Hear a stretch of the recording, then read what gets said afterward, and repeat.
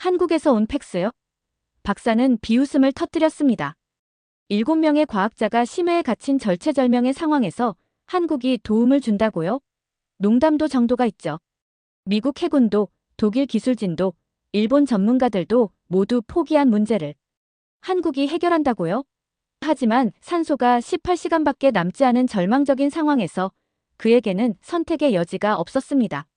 그리고 놀랍게도 이 불가능한 한국팀이 해낸 일은 미국 국방부 청문회를 열게 만들 정도로 충격적이었습니다.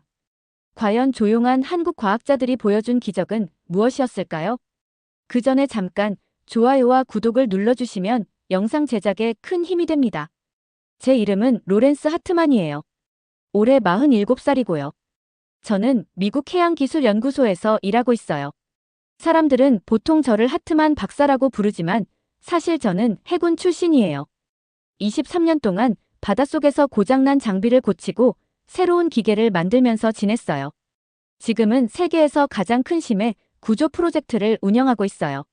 솔직히 말씀드리면 저는 바다에 대해 다 알고 있다고 생각했어요. 그런데 그게 착각이었어요. 제 사무실은 워싱턴 DC에 있는 정부 건물 5층에 있어요. 벽에는 전 세계 해저 지도가 가득 붙어 있고 제 앞에는 바닷속 상황을 실시간으로 보여주는 모니터들이 쭉 놓여 있어요. 빨간 점은 우리 잠수함의 위치, 파란 점은 연구기지의 위치, 초록 점은 모든 게 정상이라는 뜻이에요. 그 주 화요일 아침엔 모든 게 완벽했어요. 초록 점들 뿐이었고 수치도 다 안정적이었어요. 저는 커피를 마시면서 보고서를 읽고 있었는데 그때 조수가 문을 두드렸어요. 박사님, 제이슨 베이스캠프 수치가 오늘 아주 좋게 나왔어요. 제이슨 베이스캠프는 제가 가장 애정하는 프로젝트예요. 태평양 해저, 해수면에서 무려 10,000m 아래에 설치돼 있어요. 에베레스트 산보다 더 깊죠. 인류가 살아본 적 없는 깊이인데 우리는 그곳에서 바닷속 생태계를 연구하고 인류에게 도움이 될 만한 새로운 자원을 찾기 위해 이 기지를 만들었어요. 과학자 7명이 그곳에서 3개월씩 지내요. 식량, 물, 산소, 온도 유지 장치, 컴퓨터까지 전부 갖춰져 있고요. 기지 전체는 AI 기반 스마트 시스템으로 운영돼요. 고장나면 컴퓨터가 스스로 고치고 문제가 생기면 저희 쪽에 바로 연락이 오게 돼 있어요. 그 7명 중 1명이 제 조카, 메리 루이즈예요. 햇빛 한 줄기 들지 않는 깊은 바다에 사는 심해어를 연구하고 있어요. 아직 28인데 웬만한 교수들보다 똑똑해요. 그녀의 아버지, 제 친형은 5년 전 교통사고로 세상을 떠났고 그 후로 메리는 저에게 딸 같은 존재가 됐어요. 그날 아침 보고서를 읽고 있던 중 모든 게 바뀌었어요. 정확히 오전 11시 47분이었어요. 손목시계를 보고 있던 터라 그 시간을 또렷이 기억해요. 그 순간 제 사무실 모니터들이 전부 꺼졌어요. 그냥 어두워진 게 아니라 완전히 새까맣게 꺼졌어요. 제이슨 베이스 캠프의 위치를 보여주던 화면도 과학자들이 숨 쉴 수 있는 공기량을 알려주던 그래프도 해수 온도랑 압력을 측정하던 모든 시스템이 순식간에 다 꺼졌어요. 제가 버튼을 눌러봤지만 아무 반응이 없었어요. 기술팀에 전화를 걸었는데 그쪽도 마찬가지로 화면이 다 죽어 있었어요.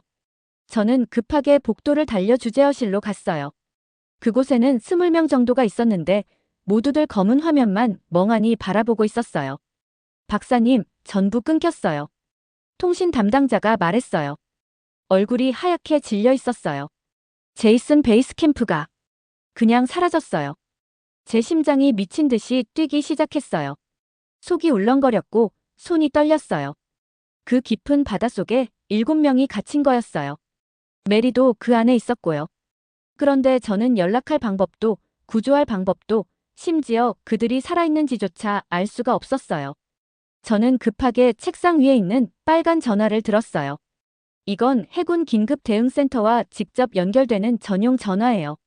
첫 번째 벨이 울리자마자 한 남자가 받았어요. 여긴 해양연구소 하트만 박사입니다. 태평양 제7기지에 즉시 위성 지원 요청합니다. 대기해 주십시오. 하트만 박사님. 그 순간부터 시간이 멈춘 것 같았어요. 1초가 1시간처럼 느껴졌어요. 제 숨소리, 에어컨 돌아가는 소리, 복도에서 속삭이는 사람들 목소리까지 다 들렸어요. 전화벨이 울렸고 첫 번째 벨이 끝나기 전에 받았어요.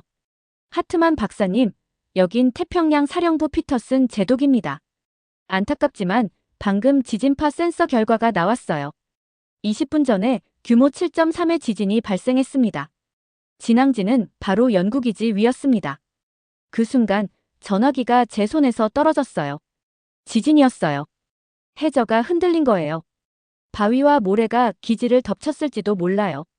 통신 케이블이 끊겼을 가능성도 있고 전력 시스템이 망가졌을 수도 있어요.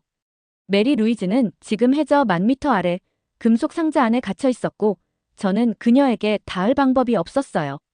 저는 늘 미국 기술이 어떤 문제든 해결할 수 있다고 믿었어요. 우리 기계가 세계 최고라고 어떤 고장도 고칠 수 있다고 자신했어요. 하지만 그 순간 제 생애 처음으로 완전히 무력함을 느꼈어요. 그리고 세상에서 가장 소중한 사람이 저만을 믿고 기다리고 있었어요. 그땐 몰랐어요. 그게 시작에 불과했다는 걸요. 제가 믿어왔던 기술, 국가, 구조 시스템에 대한 모든 생각이 송두리째 흔들릴 거라는 걸요. 바다는 어둡고 깊고 위험한 곳이에요. 그리고 그 어둠 속 어딘가에서 7명의 사람들이 기적을 기다리고 있었어요. 저는 사흘 동안 한숨도 못 잤어요.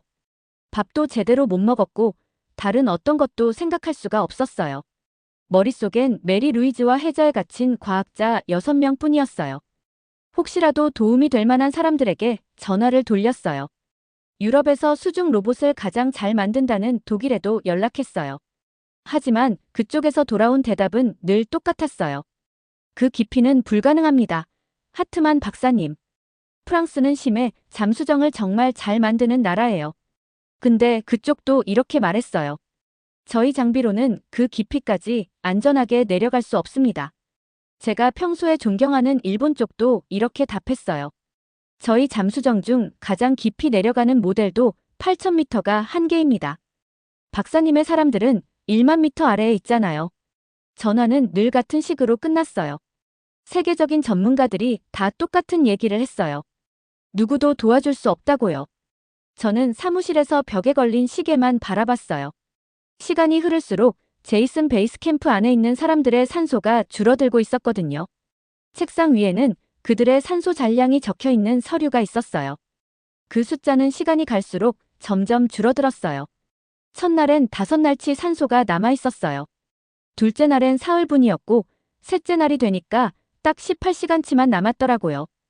이제 18시간 뒤면 7명 모두가 숨을 쉴 수 없게 되는 거였어요.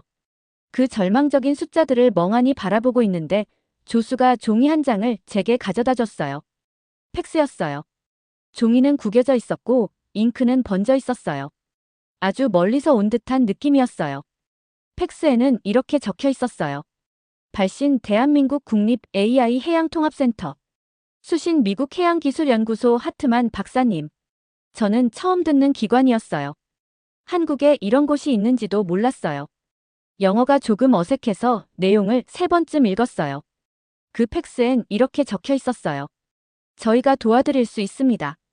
귀 기관의 컴퓨터 시스템과 직접 소통할 수 있습니다. 내부에서 시스템을 자가 복구하도록 도와드리겠습니다. 기회를 주신다면 꼭 시도해보고 싶습니다. 저는 웃음이 나왔어요. 하지만 기쁜 웃음은 아니었어요. 지치고 화가 난 웃음이었어요. 컴퓨터랑 말을 한다고요? 스스로 고치게 만든다고요? 로봇이 나오는 동화 같은 얘기처럼 들렸어요. 저는 그 팩스를 구겨서 쓰레기통에 던져버렸어요. 그리고 다시 산소 수치로 눈을 돌렸어요. 근데 절망이란 게 사람을 이상하게 만들더라고요. 할 수 있는 걸 다 해봤는데 아무것도 안 되면 결국 말도 안 되는 일에 기대기 시작해요. 사랑하는 사람의 목숨이 달린 일이라면 미친 생각도 붙잡게 되는 거예요. 오후 4시쯤이었어요. 저는 쓰레기통을 뒤져서 그 구겨진 팩스를 꺼냈어요. 책상 위에 펼쳐서 다시 읽었고 또 읽었어요.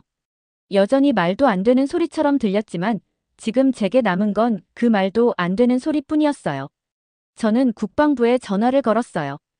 한국에서 온 제안에 대해 설명했어요. 장군들은 당연히 반대했어요. 우리가 이 문제는 스스로 해결해야지 외국의 도움을 청할 순 없습니다. 게다가 기술이 유출될 수도 있잖아요. 하지만 그땐 기술이고 뭐고 상관없었어요. 저는 오직 메리 루이즈를 살아서 데려오는 일밖에 생각할 수 없었어요. 하와이 진주만 공항에 3명이 도착했어요. 김민재 박사님이 팀장님이셨어요. 마른 체형에 조용한 눈빛을 가진 분이었고 교수님 같은 인상이었어요. 정수빈 박사님은 키가 작고 낯선 장비를 들고 있었는데 저는 그 장비를 생전 처음 봤어요. 그리고 3번째, 노진우 박사님은 두꺼운 안경을 쓴 진지한 인상의 분이셨어요. 처음 그들을 봤을 때 솔직히 실망했어요. 이 사람들이 미국의 심해 구조기지를 구할 수 있다고요? 그냥 대학원생처럼 보였고 구조 전문가라는 느낌은 전혀 없었어요. 김 박사님은 목소리도 너무 작아서 뭐라고 말씀하시는지 잘 안 들릴 정도였고 정 박사님은 너무 작고 왜소해서 들고 있는 장비도 감당 못하실 것 같았어요. 제 머릿속엔 해군식 구조팀 이미지가 박혀 있었거든요. 덩치 크고 소리 크고 무거운 장비를 끌고 다니는 사람들이요. 그런데 이 한국 분들은 조용하고 예의 바르고 힘보다는 컴퓨터를 들고 있었어요. 김 박사님은 저와 악수를 조심스럽게 하셨어요. 제 눈을 바라보시며 이렇게 말씀하셨어요. 하트만 박사님, 저희는 귀 기관의 AI 시스템과 대화를 나눠보고 싶습니다. 대화요. 고치는 것도 복구하는 것도 제 프로그래밍도 아니고요. 마치 기분 나쁜 날을 보낸 사람한테 말 걸 듯 그 컴퓨터랑 대화를 해보겠다고 하셨어요. 저는 그 자리에서 이들을 돌려보냈어야 했어요. 이건 실험 같은 걸 해볼 상황이 아니라고 미국 기술은 미국 사람이 지켜야 한다고 말했어야 했어요. 하지만 자꾸 산소 수치가 눈에 아른거렸어요. 18시간이요. 어쩌면 더 적을 수도 있었어요.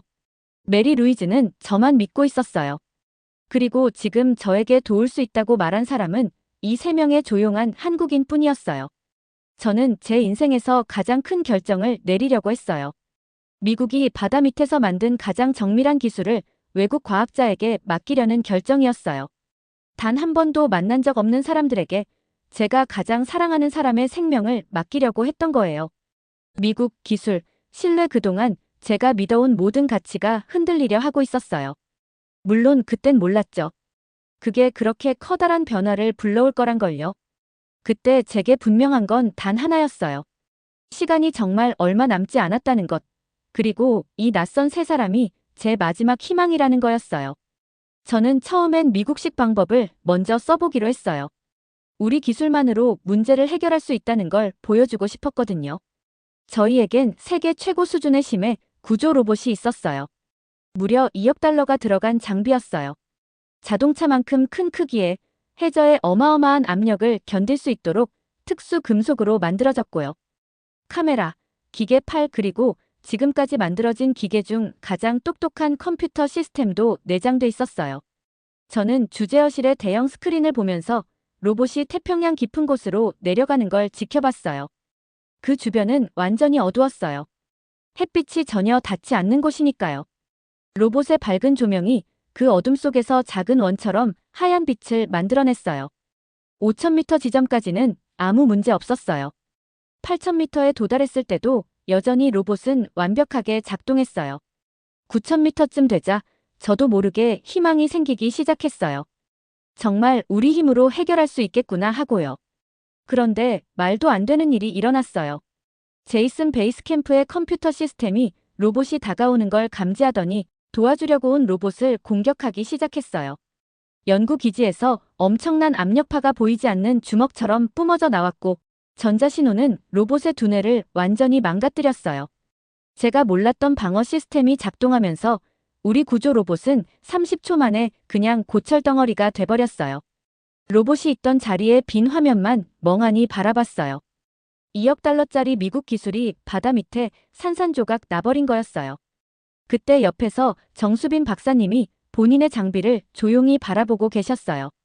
저는 그 장비를 처음 봤는데 여러 개의 전선과 화면이 연결돼 있었고 링크코어라는 장치에선 파도처럼 움직이는 컬러불빛과 부드러운 삑삑 소리가 나고 있었어요. 정 박사님이 아주 조용하게 말씀하셨어요. 지금 저 컴퓨터가 무서워하고 있어요. 외부에서 오는 모든 걸 위협으로 느끼고 있어요. 누구도 믿지 못하고 있어요. 무섭다고요? 저희 컴퓨터 시스템을 마치 동굴 속에 숨은 겁먹은 동물처럼 말씀하시는 거였어요. 처음엔 반박하고 싶었어요. 컴퓨터는 감정을 느끼지 않잖아요. 그냥 프로그램대로 명령을 실행하는 기계일 뿐인데 무섭다니요? 그런데 제 눈앞에서 우리 컴퓨터가 구조 로봇을 부숴버리는 걸 보고 나니까 저도 제가 컴퓨터에 대해 잘 안다고 할 수 없겠더라고요. 그때 김민재 박사님은 조용히 노트북에 앉아 작업을 시작하셨어요. 거창한 말도 장담도 없었어요. 그저 말없이 제이슨 베이스캠프에서 오는 신호를 분석하고 계셨어요. 화면엔 숫자와 그래프가 가득했고 마치 환자의 의료 차트를 읽듯이 그걸 들여다보고 계셨어요. 6시간 동안 저는 도무지 이해할 수 없는 광경을 봤어요. 정 박사님의 장비는 컴퓨터의 반응을 색깔과 도형으로 바꿔서 보여줬어요. 빨간색은 화남, 파란색은 혼란, 노란색은 두려움, 마치 기계의 마음을 읽는 것 같았어요. 김 박사님은 아주 신중하게 신호를 보내셨어요. 명령이나 지시 같은 강압적인 게 아니라 부드럽고 조심스러운 대화 같았어요. 노진우 박사님은 컴퓨터의 반응을 하나하나 기록하면서 그 기계가 무슨 생각을 하고 어떤 감정을 느끼는지 분석하고 있었어요. 믿기 힘든 광경이었어요. 이 세 분은 저희의 고급 AI 시스템을 상담이 필요한 사람처럼 대하고 있었어요. 그리고 마침내 놀라운 일이 일어났어요. 18시간의 인내 끝에 스피커에서 잡음 같은 소리가 들리기 시작했어요. 지직거리던 소리가 사라지고 갑자기 사람의 목소리가 들려왔어요. 워싱턴 본부, 여긴 제이슨 베이스캠프의 에런 블레이크입니다. 들리십니까? 저희 전원 생존에 있습니다. 저는 정말 의자에서 떨어질 뻔했어요. 에런 블레이크는 기지의 수석 과학자였어요. 목소리는 지쳐 있었지만 강단이 느껴졌어요. 무엇보다도 메리 루이즈가 살아있었어요. 하지만 상황이 끝난 건 아니었어요. 김 박사님이 설명해 주셨어요. 기지가 외부를 막기 위해 자가 방어 시스템을 가동하면서 컴퓨터가 스스로 제어 시스템을 손상시켰다는 거였어요. 지금 상태에서 무리하게 구조를 시도하면 AI가 완전히 꺼져버릴 수 있다고 하셨어요. 그렇게 되면 안에 있는 사람들도 다 위험해진다고요. 외부를 차단하려고 컴퓨터가 자기 뇌를 일부러 망가뜨린 거예요. 김 박사님이 말씀하셨어요. 지금은 제대로 사고도 못하고 있어요. 하지만 저희가 스스로 복구할 수 있도록 도와줄 수 있어요. 그건 정말 말도 안 되는 얘기처럼 들렸어요. 어떻게 망가진 회로를 컴퓨터 스스로 고치게 만들죠? 어떻게 모든 걸 적으로 보는 기계를 설득해서 믿게 만들 수 있을까요? 정 박사님이 자신의 화면을 보여주셨어요. 그 색 파형들이 점점 빨라지고 있었고 빨강과 노랑, 파랑이 번갈아 번쩍이고 있었어요. 보세요. 지금 고민하고 있어요. 우리가 친구인지 적인지 판단하려고요. 믿고 싶지만 너무 두려운 거예요. 그 다음 12시간 동안 저는 평생 잊지 못할 장면을 보게 됐어요. 한국팀이 저희 AI 시스템을 설득해서 자기 자신을 스스로 수술하게 만든 거예요. 예비 부품과 자동화 도구를 활용해서 컴퓨터가 자기 전자뇌를 다시 조립하기 시작했어요. 그 와중에도 기지 안 7명을 생존하게 유지하면서요. 심장이 뛰고 있는 상태에서 스스로 심장을 수술하는 걸 보는 것 같았어요. 컴퓨터는 공기압 유지, 온도 조절, 식수 및 식량 공급, 생명 유지, 장치 운용까지 전부 계속 관리해야 했어요. 동시에 손상된 회로를 하나씩 분해하고 새로 만들고 있었어요. 단 하나의 실수라도 나면 모두가 죽을 수 있었어요. 그런데도 김 박사님 팀의 섬세한 유도로 결국 그 컴퓨터는 성공했어요. 화면에 다시 초록 불이 하나씩 들어오기 시작했어요. 시스템이 하나씩 복구됐고 AI는 스스로를 고치고 있었어요. 그 다음 김 박사님은 제가 평생 들어본 것 중 가장 무서운 제안을 하셨어요. 연구기지 전체를 해수면까지 띄우자는 거였어요. 그 압력을 견디지 못하고 부서질 거예요. 제가 말했어요. 그렇게 큰 구조물이 1만 미터에서 떠오르는 건 무리예요. 김 박사님은 아주 차분하게 저를 바라보셨어요. 컴퓨터가 할 수 있어요. 단, 우리를 완전히 믿는다면요. 이제 저는 겁먹고 망가진 컴퓨터가 기적을 해낼 수 있다는 믿음에 7명의 목숨을 걸어야 했어요. 그리고 그 기적을 저한테는 전혀 낯선 한국인 3분에게 맡기기로 한 거였어요. 제가 지금까지 믿어온 기술, 리더십, 신뢰의 대상 그 모든 게 무너지고 있었어요. 하지만 메리 루이즈는 저만 믿고 있었어요. 그래서 저는 김 박사님께 그 불가능한 일을 해보라고 허락했어요. 그 다음에 벌어진 일은요, 제 인생에서 가장 무섭고도 아름다운 장면이었어요. 김 박사님의 계획은 정말 미친 것 같았어요. 제이슨 베이스 캠프 전체를 해저에서 해수면까지 들어올리게 AI 컴퓨터를 설득하겠다는 거였어요. 그러니까 건물 크기의 금속 구조물을 무려 10,000m 아래에서부터 끌어올린다는 거였죠. 그 깊이에서의 압력은요, 1제곱인치마다 코끼리 수천 마리가 올라가 있는 것 같은 수준이에요. 웬만한 잠수함도 깡통처럼 찌그러지거든요. 그런데 김 박사님은 저희 AI가 스스로와 안에 있는 7명을 안전하게 지켜가며 수면까지 올 수 있을 만큼 똑똑하고 강하다고 믿고 있었어요. 저는 구조함 갑판 위에서 그 장면을 지켜봤어요. 소나 화면엔 도저히 믿기 힘든 광경이 펼쳐졌어요. 거대한 금속 구조물이 어둡고 깊은 바다 4마일을 뚫고 올라오고 있었어요. 그것을 이끄는 건 한국에서 온 낯선 세 사람을 믿게 된 인공지능이었어요. 처음엔 순조로웠어요. 연구기지는 마치 바닷속 엘리베이터처럼 천천히 안정적으로 올라오고 있었어요. 1000m마다 저희 장비가 압력, 온도, 구조 상태를 점검했는데 전부 정상이었어요. 그런데 수면에서 6000m쯤 남았을 때 문제가 생겼어요. 전력 시스템이 깜빡이기 시작했고 기지의 조명이 어두워졌어요. 10분 동안 우리는 다시 연락이 끊겼어요. 머릿속엔 온갖 최악의 장면이 스쳐갔어요. 기지가 깨지고 물이 들이치고 메리 루이즈와 동료들이 깊고 어두운 물속에서 숨을 못 쉬게 되는 모습이요. 그때 정수빈 박사님은 여전히 링크코어 장비를 뚫어져라 바라보고 계셨어요. 화면 속 색의 파형들이 미친 듯이 흔들렸고 노랑, 초록, 파랑이 계속해서 번쩍거렸어요. 지금 컴퓨터가 정말 열심히 하고 있어요. 박사님이 말씀하셨어요. 무서워하고는 있지만 포기하지는 않아요. 조명이 다시 켜졌고 소나 화면엔 다시 기지가 위로 움직이는 모습이 나타났어요. AI가 스스로 문제를 해결한 거였어요. 고장을 진단하고 전력 라인을 우회시키고 저희 도움 없이 다시 구조를 이어나간 거예요. 6시간 동안 저는 그 믿기 힘든 상승을 눈을 떼지 못하고 지켜봤어요. 1m 오를 때마다 메리 루이즈가 생존에 가까워졌고 1분 지날 때마다 한국팀이 알고 있는 기술에 제가 얼마나 무지했는지를 느꼈어요. 마침내 제이슨 베이스 캠프가 태평양 수면 위로 올라왔을 때 마치 바닷속에서 튀어나온 기계 고래 같았어요. 금속 표면에선 물이 쏟아져 내렸고 차가운 심의 금속이 따뜻한 공기와 만나면서 하얀 김이 피어올랐어요. 구조물은 많이 뒤틀리고 상처투성이었지만 무너지지 않았고 수면 위에 떠 있었어요. 저희 구조 헬기들이 하늘을 돌고 있었고 하나씩 케이블을 내려서 7명의 생존자를 구조했어요. 첫 번째는 에런 블레이크 박사였고 그 다음은 해양생물학자 사라 첸 박사, 그 뒤로는 엔지니어 미겔 산토스와 4명이 더 올라왔어요. 마지막으로 구조된 사람은 메리 루이지였어요. 헬기 창문 너머로 그녀의 얼굴이 보였을 때 창백했지만 살아있고 미소를 짓고 있을 때 저는 그냥 울어버렸어요. 5해 전형 장례식 이후로 한 번도 울지 않았는데 그 순간엔 멈출 수가 없었어요. 잘 들으셨나요? 세상에는 가슴 따뜻한 이야기들이 가득합니다. 감동 힐링 사연은 해외에서 전해지는 감동적인 사연들을 소개하며 다양한 이야기들을 통해 위로와 희망, 그리고 하루의 힐링을 선물해드립니다.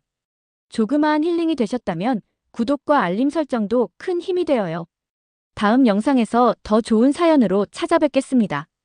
시청해주셔서 감사합니다.